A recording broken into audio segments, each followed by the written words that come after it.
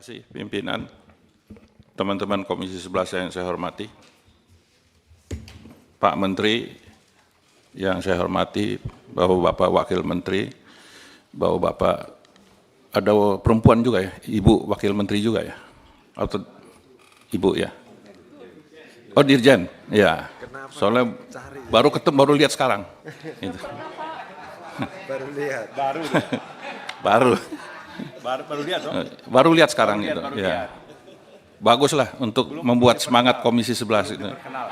Soalnya yang di Komisi 11 ini banyak yang tua, jadi ya. Pertama-tama saya ucapkan selamat Pak Menteri atas penunjukannya sebagai Menteri Keuangan Republik Indonesia. Ya ini suasana baru karena kita hampir 20 tahun dipimpin oleh seorang perempuan. Dan terima kasih kepada Ibu Sri Mulyani yang sudah memberikan dedikasinya kepada bangsa ini dan bermitra dengan Komisi 11. Ya saya kemarin menyikapi statement Pak Menteri pertumbuhan ekonomi 6-7%, saya sih senang gitu loh. Artinya punya optimisme. Sekarang tinggal optimisme itu dicarikan jalan keluarnya bagaimana. Pak Menteri, kalau kita lihat pertumbuhan ekonomi kita ini, kan kisarannya hanya di situ-situ aja. 5, 5,2, nggak jauh-jauh dari situ. Zamannya Pak SBY mungkin ada sekitar 6%, karena di situ komoditas sedang bertumbuh. Jadi ekonomi kita ini, APBN kita ini lebih banyak ditopang oleh volatilitas daripada komoditi yang berakibat pada penerimaan pajak dan lain-lain. Yang kita juga ketahui bahwa kewajiban kita untuk bayar bunga juga besar. Itu bisa 800 triliun. Kalau ini bisa dihilangkan 800 triliun, itu akan bagus sekali, Pak Menteri. Cuma bagaimana caranya menghilangkan? Kalau tidak, dia akan stay di situ aja dan susah untuk mengangkat ini. Kebijakan-kebijakan yang sekarang, yang menurut hemat saya juga akan mengganggu pertumbuhan ekonomi kita adalah pemotongan transfer daerah. Transfer daerah itu tadinya 1.100 triliun, ya, sekarang cuma 680 triliun. Itu dampaknya besar sekali terhadap kegiatan di daerah.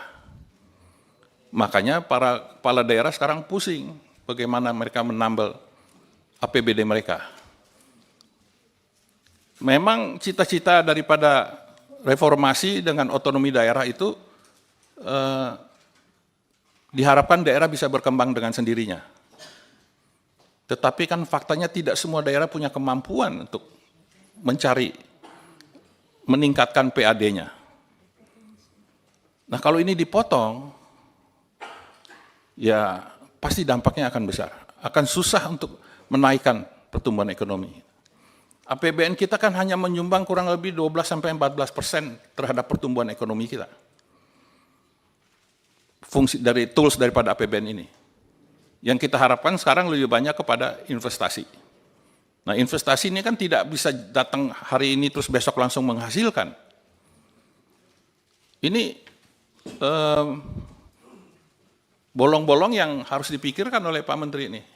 Tidak semudah yang dibayangkan bahwa mengangkat satu pertumbuhan ekonomi dari 5 ke 6 ke 7 bahkan ke 8. MBG satu program yang sangat bagus.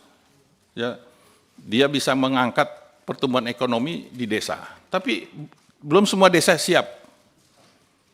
Saya kasih contoh saja di daerah pemilihan saya, ada satu kabupaten, dia punya 27 dapur. Satu dapur itu 3.000. Untuk 3.000 siswa. Nah di desa itu, dia butuh, berarti di kabupaten itu butuh 81.000 telur. Kalau dia menunya ada telur. Nah telurnya dari mana? Kalau tidak bisa diproduksi dari daerah situ, pasti dia akan import dari daerah lain. Nah, jangan sampai telur ini juga nanti menghidupkan petani lain. Petani lain itu maksudnya bangsa lain. Karena kita belum siap. Itu baru telur. Belum buah-buahan, pisang misalnya, 81.000 pisang. Kan tidak mudah ini. Tidak sesegera itu untuk mengangkat pertumbuhan ekonomi ini. Nah, jadi saya berharap Pak Menteri yang harus dilakukan adalah ya efisiensi belanja-belanja yang ada di kementerian. Itu harus dilakukan. Ini di Kementerian Keuangan kan 52 triliun ya. Dengan 77.000 pegawai. 77.000 pegawai. Dukungan manajemen yang paling besar. Kalau kita bagi 77.000 dari 52 triliun, itu jatuhnya kurang lebih 56 juta. Average ya, bisa ada yang di bawah, ada yang di atas. Tapi kalau average, indeksnya satu pegawai itu 56 juta. Apa nggak bisa dilakukan efisiensi yang besar ini? Kalau bisa lakukan efisiensi, ini akan tentunya akan menambal kekuatan daripada APBN ini. APBN kita ini ruang fiskalnya tidak terlalu besar lagi. Karena sudah ada yang harus digunakan. Yang saya ingin sampaikan di sini adalah 20% anggaran pendidikan, Pak Menteri. Tahun 2025 ini 724 triliun, tapi penggunaannya tidak tepat sasaran. Itu saya angkat, Pak Menteri, 91 triliun untuk 64 juta siswa dasar, menengah, dan tinggi. 101 triliun untuk kedinasan, hanya untuk 13.000 orang. Ini tugas Pak Menteri sekarang menjalankan amanat konstitusi, pasal 31, di mana 20% itu untuk pendidikan, bukan untuk kedinasan, dan itu sudah dikuatkan dengan MK, sudah dikuatkan dengan PP nomor 18 tahun 2022 di pasal 80. Nah, saya berharap potret pendidikan kita di tahun 2026 ini Pak Menteri bisa lakukan perubahan, masih ada waktu.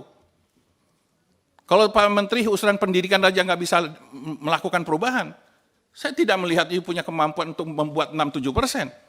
Hal yang sudah diamanatkan oleh konstitusi saja tidak dilaksanakan. Potret pendidikan kita ini sangat menyedihkan. Kalau bisa Pak Menteri jalan-jalan deh, nggak usah jauh-jauh deh. Kalau ke dapil saya kejauhan. Ke Banten aja, masuk Lebak, masuk sana. Lihat aja sekolahnya. Nah ini kalau bisa kekuatan APBN kita itu yang bisa perbaiki itu pendidikan. Kalau ini tidak dirapikan, saya akan teriak terus, Pak Menteri. Selama saya masih di Komisi 11, pendidikan ini saya akan teriakin terus. Karena ini kita mempersiapkan Indonesia emas. Pak Menteri tahu anak-anak yang harus sekolah pada saat ini, yang tidak sekolah itu 24%. Karena tidak punya kemampuan. Tamatan SD hanya 22%. Yang S1 sampai S3 itu cuma 4,87%. Sisanya tamatan SMK, SMP, dan SMA. Terus kita mau harapin apa? Mau harapin bonus ekonomi. Dan saya berharap kita bicara di sini soal asumsi makro dan segala macam, APBN itu, kualitasnya yang kita inginkan. Kalau angka-angka rakyat tidak pusing, mau pertumbuhan 6% kayak, 7% kayak, 8% kayak. Tapi kalau kualitas daripada pertumbuhan ekonomi itu tidak terasa, nggak ada gunanya kita. Kan kita tidak bisa tutup mata di sebelah rumah kita, tetangga kita, di dekat kampung-kampung itu.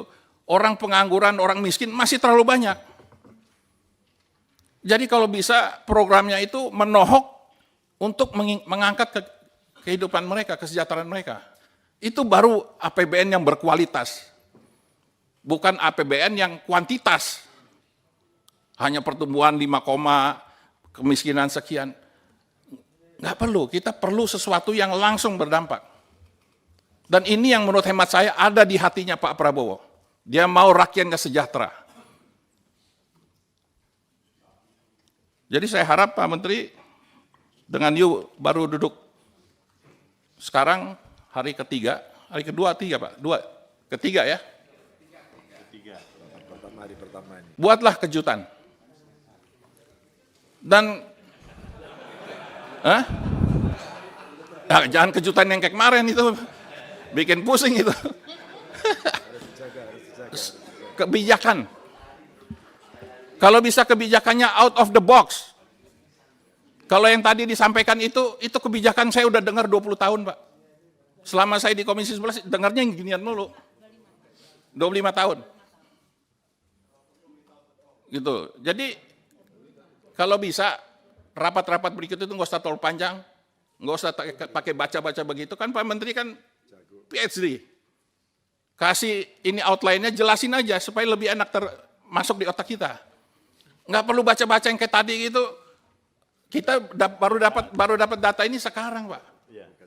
Bagaimana kita mau mendalami ini? Singkat tapi jelas kontennya. Robah, nggak perlu, Pak. Kalau kebiasaan yang lama model baca-baca gitu, robah. Kita akan jauh lebih senang gitu loh, Pak. Walaupun rapat 1 jam, tapi kalau masuk di otak kita lebih enak daripada rapat berjam-jam nggak ada yang dimasuk di sini. Jadi buatlah kebijakan yang out of the box. Ini contoh aja, Pak ya. Waktu almarhum Rizal Ramli, Menko Perekonomian, dia pernah membuat satu